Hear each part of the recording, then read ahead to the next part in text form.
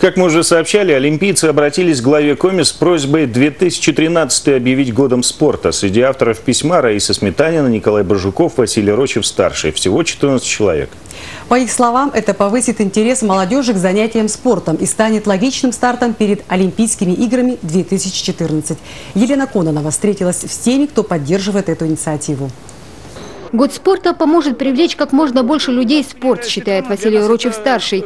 Уже сейчас в республике строится новая инфраструктура. К примеру, современные лыжные базы и освещенные трассы. Если год спорта будет в республике, я, конечно, хочу, чтобы молодежь занималась спортом, любым видом спорта, потому что детские спортивные школы, секции – это, во-первых, воспитание. Любой школьник, он чем-то будет заниматься. Если не спортом, то он пойдет на улицу. Естественно, улица во многом дает отрицательный пример.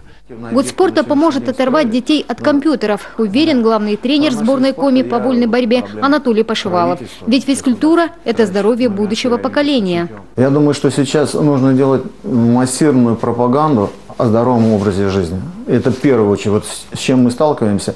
Мы вот со стороны своей федерации всевозможные делаем ролики, вот запускаем их на телевидение, проводим массу спортивных мероприятий, вот, чтобы тем самым завлекать детей. Но это одна сторона медали. Это, кстати, одна из главных на сегодняшний день, потому что у детей сейчас очень много соблазнов. По словам руководителя спортивного агентства Коми Николая Гордеева, перед Олимпиадой 2014 логично объявить год спорта. Он будет подготовительным перед великими стартами.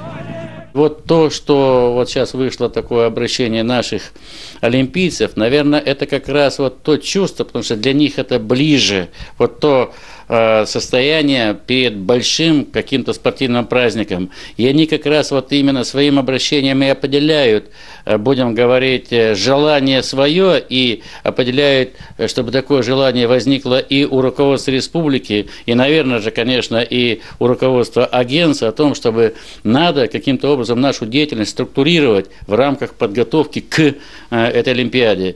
Кроме того, именно в будущем году в Коми планируют открыть большое количество спортивных объектов, а точнее 16. Елена Кононова, Павел Фетисов, Олег Юшков, телеканал Юрган.